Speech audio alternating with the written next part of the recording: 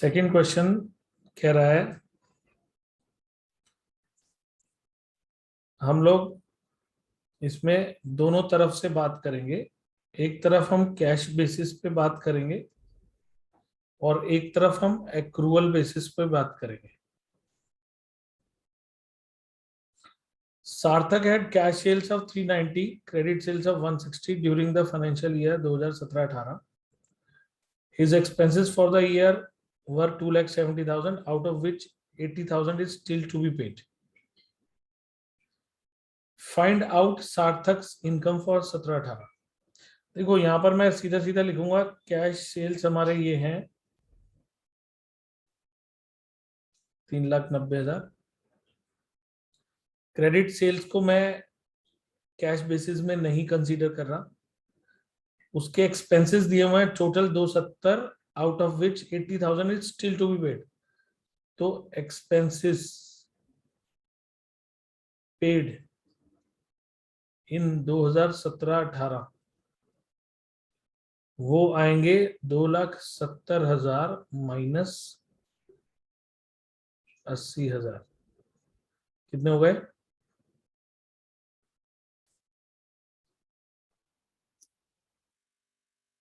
1,90,000। ठीक है, तो इसका मतलब है सार्थक की इनकम होगी cash sales minus expenses paid. तो ये हो गए हमारे 390 माइनस 190, यानी कि 2 लाख रुपए की उसकी सार्थक की इनकम होगी। मतलब ये नेट इनकम ही होती है, हमारे को ये नेट इनकम ही दिखानी होती है। ये आप लोग मेरे साथ साथ उसी असाइनमेंट के अंदर करते जाना, ठीक है? सर कर लिए थे।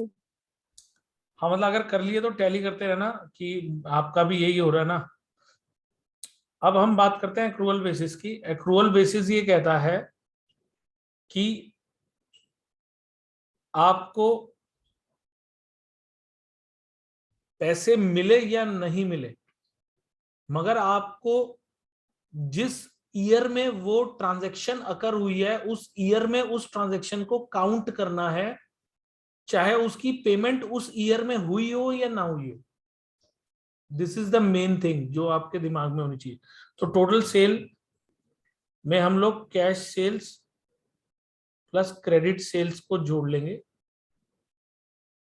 तो कैश सेल्स है 390, क्रेडिट सेल्स है 160, तो इसका मतलब हो गया 455,50,000 हो गई। और हमारे टोटल एक्सपेंसेस हैं 2,70,000। 2017-18 वाले ईयर की बात कर रहा हूं और ये सेल भी 2017-18 वाले ईयर की है। तो यहां पर सार्थक की इनकम होगी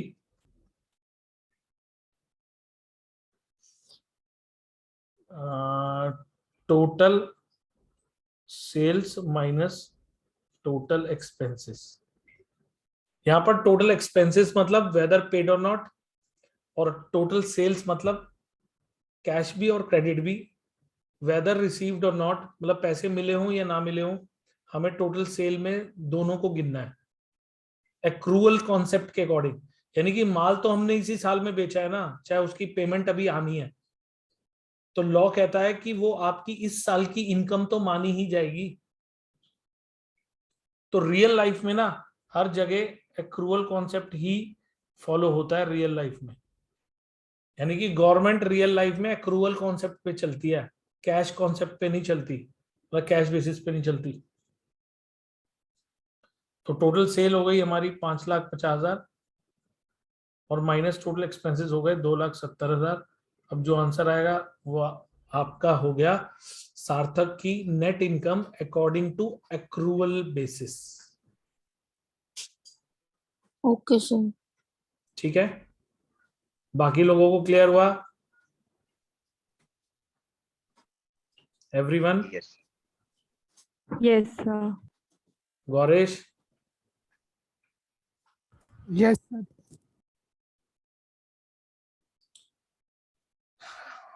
और कौन कौन रह गया? दिव्यांश, कुछ आपको क्लियर हुआ?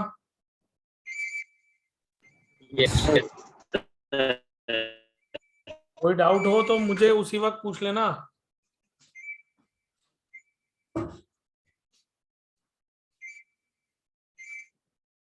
यस, हाँ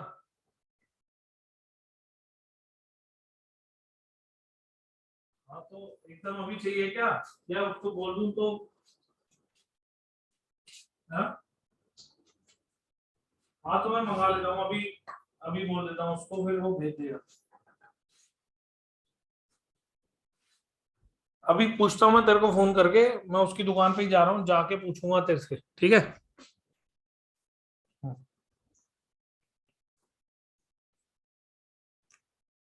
ठीक है, तो ये सार्थक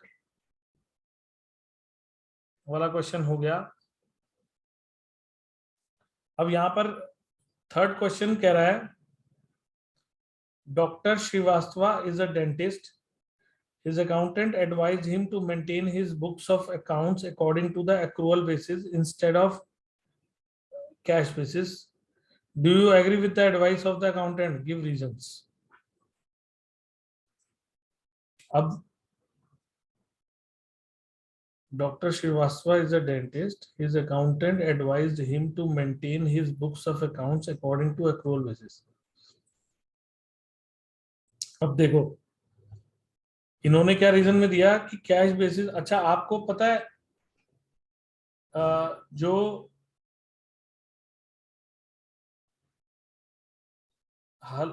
हलवाई की शॉप्स होती हैं, रेस्टोरेंट्स होते हैं, और मतलब हलवाई से मतलब मिठाई वाले की शॉप्स होती हैं, रेस्टोरेंट्स होते हैं, और इस तरह के खाने पीने के जॉइंट्स होते हैं। इनके अंदर सबसे बढ़िया बेनिफिट क्या है? सर हम इनको पैसे हाथों हाथ दे देते हैं कभी भी। यानी कि इनको इनको जो कैश है वो हैंड टू हैंड मिल जाता है। ये जिससे सामान खरीदते हैं उसको चाहिए उधार दें, उधार में लें उससे, लेकिन इनको सेल करने पर पैसा हाथों हाथ मिलता है। तो ऐसे लोग जो है, अगर कैश बेसिस पे चलना भी चाहें तो एक बार को चल सकते हैं, क्योंकि उनका ज्यादा काम कैश का ही है। और ये लोग जैसे यहाँ बात कर रहे हैं कि एक डॉक्टर की बात हो रही है, doctor Srivastava is a dentist, तो यहाँ पर पॉइंट यह है कि जो इस तरह के प्रोफेशनल्स होते हैं उनकी फीस ना उनको हाथों हाथ मिलती है। तो ये कह रहे हैं कि cash basis of accountant is more appropriate for Dr. Srivastava because a medical practitioner receives his fees immediately after giving consultancy. हालांकि हर जगह ऐसा हो सकता है कि मान लो कोई डॉक्टर भी किसी से कहे कि मतलब मैं आपसे फीस बाद में ले लूंगा, पर ऐसा बहुत कम देखने को मिलता है। नॉर्मली होता यही है कि हम उसको हाथों हाथ फीस देते हैं। तो मतलब इसके लिए कैश बेसिस ही अप्रोप्रिएट मेथड है, क्योंकि इसके अंदर एक्रूअल कॉन्सेप्ट ही नहीं अप्लाई हो पाएगा, क्योंकि जब कोई उधार होगा ही नहीं, और ये किसी से कोई सामान तो खरीदता नहीं, मतलब डेंटिस्ट ने किसी से सामान तो लेना नहीं, तो यानी कि परचेज भी नहीं करना। और अगर ये किसी से अपने इक्विपमेंट्स परचेज करेगा तो उसकी पेमेंट तो ये हाथों हाथ करते ही होंगे। मतलब उधार का तो हिसाब होता नहीं कि रेगुलरली आने हैं तो उधार चलेगा। तो इसलिए कुछ लोगों के लिए कैश बेसिस अप्रोप्रिएट होता है, और कुछ बिजनेस के लिए एक्रूअल, कुछ क्या मैं कहूंगा कि ऑलमोस्ट 95% केसेस के अंदर तो एक्रूअल बेसिस ही अप्रोप्रिएट तरीका होता है, क्योंकि उनका उधार में काम होता ही होता है। ठीक है,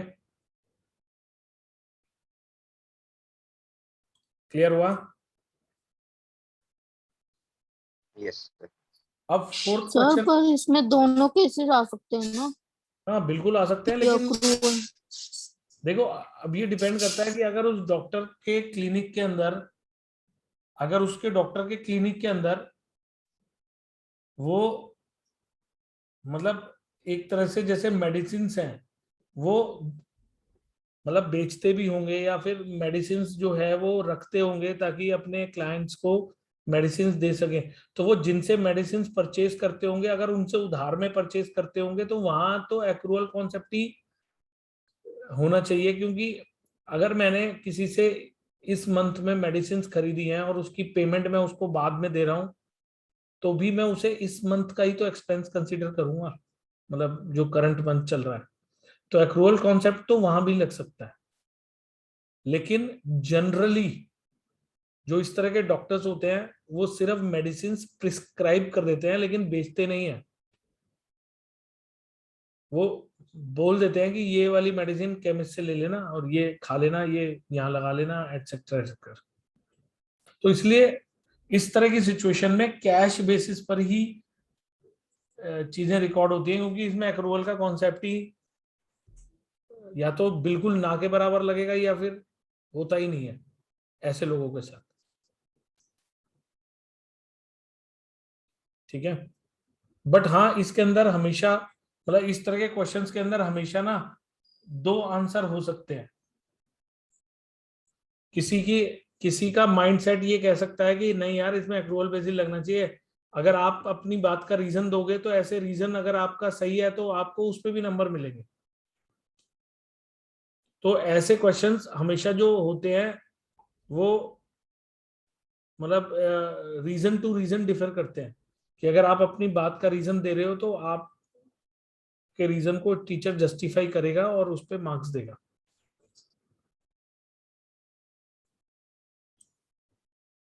ठीक है, अब देखो fourth question. Messrs Jagdish Electronics have received an order of 20 refrigerators along with an advance of 50,000। 20 refrigerator का ऑर्डर मिला इसको, ठीक है, और एडवांस पैसे मिल गए हैं 50,000 में। The firm is following the accrual basis of accounting for maintaining its books of accounts. Should the amount received in advance be credited to sales account or the advance received account?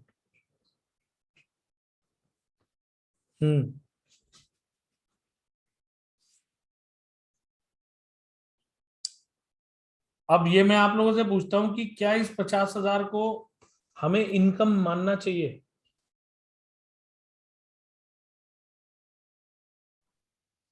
No sir. क्यों गौरिश, क्यों?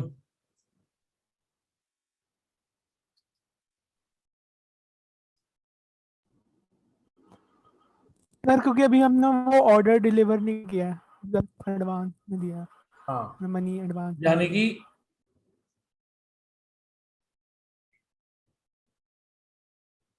Goods and services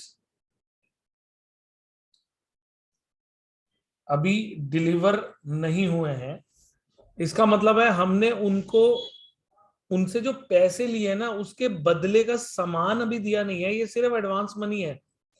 तो इस money को अगर मान लो मैंने जुलाई में ये एडवांस पकड़ा है और मैं उनको सामान दूंगा अगस्त में जाके, मान लो अगस्त मंथ के अंदर मैं उनको ये सामान देता हूं, तो अकॉर्डिंग टू लॉ मैंने उनको गुड्स कब दिए?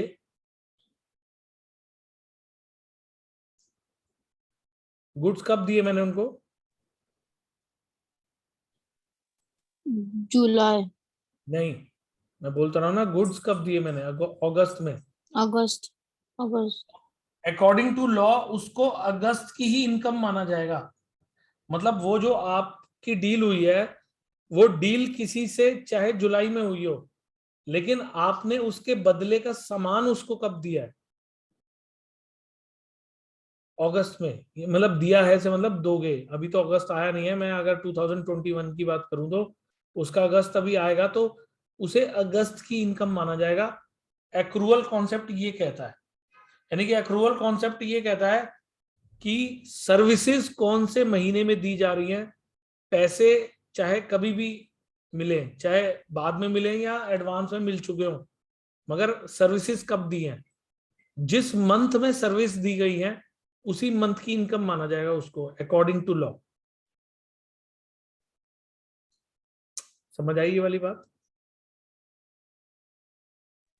Yes sir. बाकी लोगों को?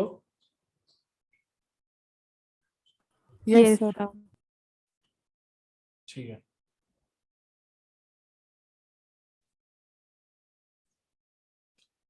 फिफ्थ क्वेश्चन और सिक्स्थ क्वेश्चन, ठीक है?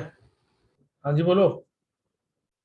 सर कैश बेसिस में तो ये होगा ना, जैसे आपने जब पैसे मिलेंगे उस महीने की इनकम ही होगी वो। अगर कैश बेसिस पे बात हो रही होगी तो हाँ यस सर, कैश बेसिस में यही हाँ, होगा ना। तो कैश बेसिस में ये होगा कि 50,000 हमारे को जुलाई में मिल गए ना, तो कैश बेसिस Yes, कहता है उसे तो जुलाई उस की महीने इनकम की मान लो। इनकम होगी ना। हाँ, उसे जुलाई की इनकम मान लो, ये कैश बेसिस कहता है।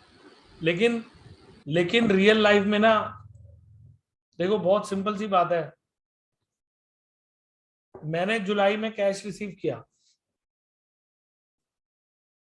मैंने उसे अपनी जुलाई की इनकम मान लिया, लेकिन मैंने बाद में उसको सामान दिया ही नहीं, फिर क्या होगा अगर मैंने सामान नहीं दिया तो?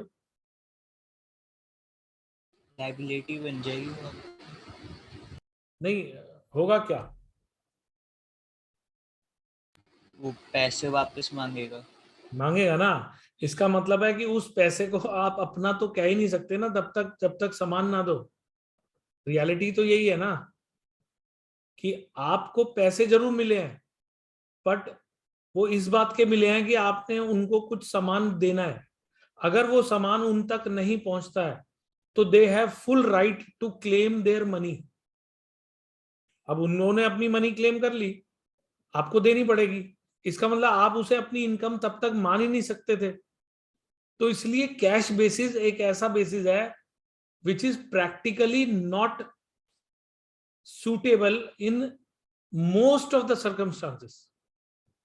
तो आप कैश बेसिस को सिर्फ एक अंडरस्टैंडिंग के लिए कि मुझे आपको एक क्वेश्चन बना के देना है तो मैंने आपसे कैश बेसिस समझाया, लेकिन आप मान के चलो कि रियल लाइफ में एवरीथिंग, मतलब एवरी बिजनेस, स्मॉल और लार्ज और medium scale business, every business follows accrual concept.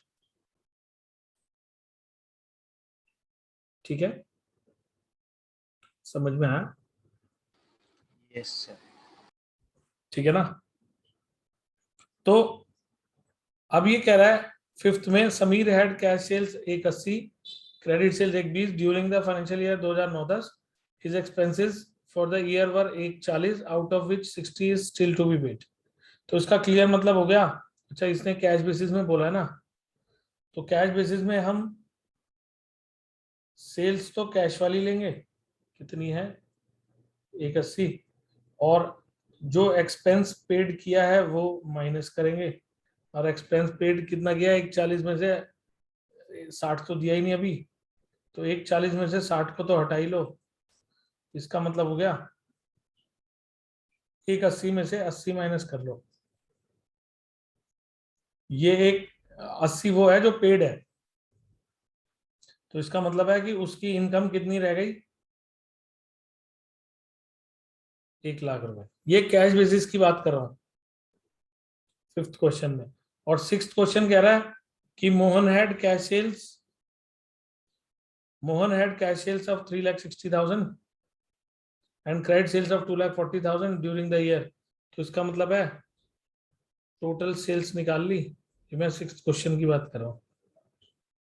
Total sales हो गई 360 प्लस 240, 3 2 5 और 1 6 लाख रुपए की टोटल सेल हो गई। ठीक है, फिर वो कह रहे हैं his expenses for the year were 2,80,000, out of which 120 still to be paid. तो टोटल एक्सपेंसेस तो हमारे को सीधे सीधे दे रखे हैं 2,80,000। तो इसका मतलब है कि उसकी इनकम, नेट इनकम जो हम निकालेंगे that will be 6 lakh minus 2,80,000। यानी कि कितना हो गया? 320। 3,20,000। तो 3,20,000 हमारा ये आंसर हो गया। ये एक्रूअल बेसिस पे हो गया, ये कैश बेसिस पे हो गया। क्लियर हुआ?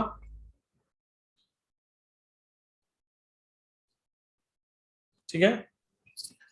Yes sir.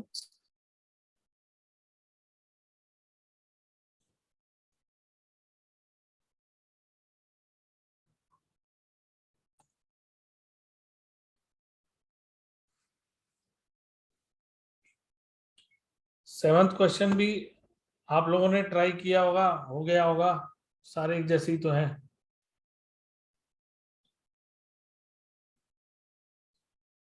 बताऊं सेवंथ क्वेश्चन या कर लोगे, या हो गया?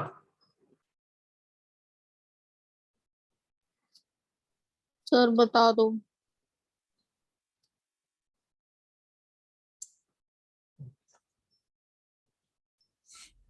सेवंथ क्वेश्चन के अंदर वो ये कह रहा है,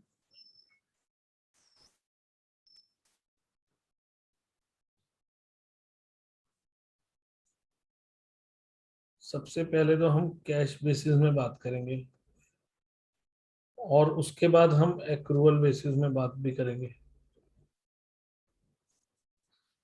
तो वो कह रहा है during the financial year 9-10 Rajeev a lawyer earned rupees 8 lakh,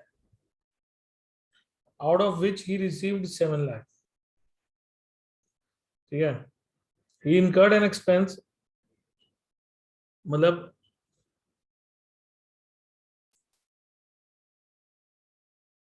earning received उसको हुई है 7 लाख रुपए। he incurred an expense of 340, out of which 80 outstanding. तो एक्सपेंसेस पेड जो हैं वो उसके हैं 340 माइनस 80, क्योंकि 80 तो पे नहीं किए। ये हो गए कितने? 260। फिर उसने बोला है he also received fee relating to previous year 90,000। Previous year fee received 90,000। Expenses of last year paid 40,000। तो यानी कि इसमें होगा क्या? इसमें हम यूं लिखेंगे, आपकी नेट इनकम जो होगी वो होगी earning received plus previous fees received minus expenses paid minus last year expenses paid.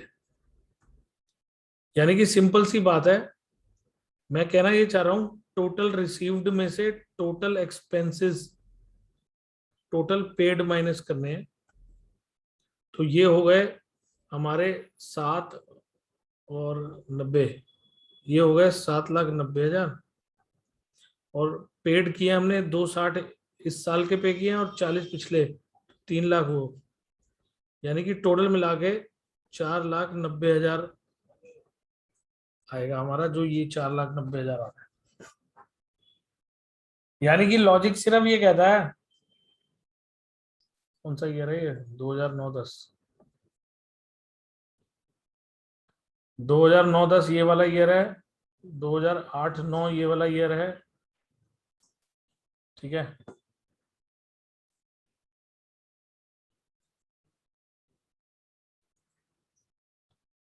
और 2010-11 ये वाला ईयर है, मतलब ये मेरा करंट ईयर है। तो कैश बेसिस ये कह रहा है कि करंट ईयर में मैंने जो कुछ भी रिसीव किया है वो जोड़ लो, और जो कुछ भी पे किया है वो माइनस कर लो, चाहे वो पिछले साल का ही क्यों ना हो, मगर मिला कब है? इस साल में। तो कैश बेसिस के अकॉर्डिंग जो भी मिला है वो तो जोड़ना ही है। लेकिन यही एक्रूअल कॉन्सेप्ट होता तो कहानी अलग होती। एक्रूअल कॉन्सेप्ट में मैं ऐसे सोचता एक्रूअल बेसिस में मैं सोचता टोटल अर्निंग ऑफ 2009-10 वो कितनी है? 8 लाख। ये 8 लाख ये वाली है, ये मैंने ये यहाँ पे लिख दिया 8 लाख, ठीक है। Out of which he received 7 lakh, मगर मुझे इस 7 लाख से कोई मतलब नहीं है क्योंकि मेरी टोटल अर्निंग इस साल की 8 लाख है, ठीक है। He incurred an expense of 340, total expense of current year कितने हैं? 340,000। तो इसका सीधा मतलब है हमारी नेट इनकम 2009-10 की सीधी सीधी होगी 8 लाख माइनस 3,40,000 4,60,000 रुपए। ये आंसर 4,60,000। यानी कि एक्रूअल बेसिस कहता है कि इस साल में इसी साल की अर्निंग और इसी साल के खर्चे लिए जाएंगे, चाहे उनकी पेमेंट हुई है चाहे नहीं हुई है। और कैश बेसिस कहता है कि इस साल की अर्निंग में मतलब इस साल में की इनकम में हमें वो अर्निंग लेनी है जो इस साल रिसीव हुई है, और अगर कोई पिछले साल की भी इस साल रिसीव हुई है तो वो भी गिनूंगा, और जो खर्चे मैंने पे करे हैं चाहे वो कोई भी साल के हों मगर इस साल में पे करे हैं तो मैं वो माइनस करूंगा। तो मैंने राइट साइड पे ये सारा कैश बेसिस किया है और लेफ्ट साइड पे एक्रूअल बेसिस किया। किसी के माइंड में किसी तरह का कोई डाउट है तो बोलो, but this is a good question. मतलब यूं कह सकते हो कि आपके एमसीक्यूज में ये क्वेश्चन टीचर दे सकते हैं, कि थोड़ा ऊपर वालों से डिफरेंट है।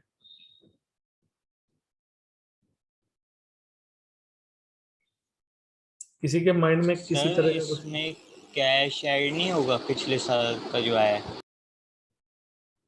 किसमें, एक्रूअल में या कैश बेसिस में? एक्रूअल में। अच्छा मुझे एक बात बताओ, एक्रूअल कॉन्सेप्ट क्या कहता है? कि जब उस महीने की इनकम मांगेंगे जब सर्विसेज दे देंगे हम। तो जो पैसा हमारे को पिछले साल का अब मिला है, फीस मिली है, उसकी सर्विसेज हमने कब दी होंगी? पिछले साल। तो इसका मतलब उसे पिछले साल इनकम मान लिया होगा ना हमने एक्रूअल कॉन्सेप्ट के अकॉर्डिंग। Yes sir.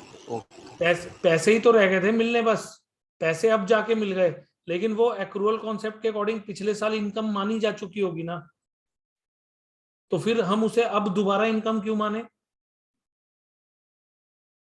खाली पैसे पैसे ही तो आए हैं, सर्विसेज तो पिछले साल ही दी गई थी ना। Yes sir. ठीक है, यस सर। बाकी लोगों को भी ये क्वेश्चन क्लियर हो गया ना जो दिव्यांश ने पूछा था, और उसका आंसर जो मैंने दिया है सबको क्लियर है ना? कोई भी डाउट है तो पूछ लेना, क्योंकि टीचर्स कंफ्यूज कर देते हैं ये चीजें इन चीजों में। Yes sir. या किसी के दिमाग में कोई और क्वेश्चन भी है तो वो भी पूछो, क्योंकि ये एक अच्छा क्वेश्चन है, इसमें गलती होने के फुल चांसेस हैं।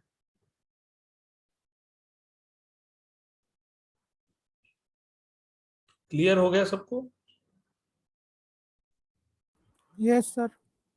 Yes sir. ठीक है, तो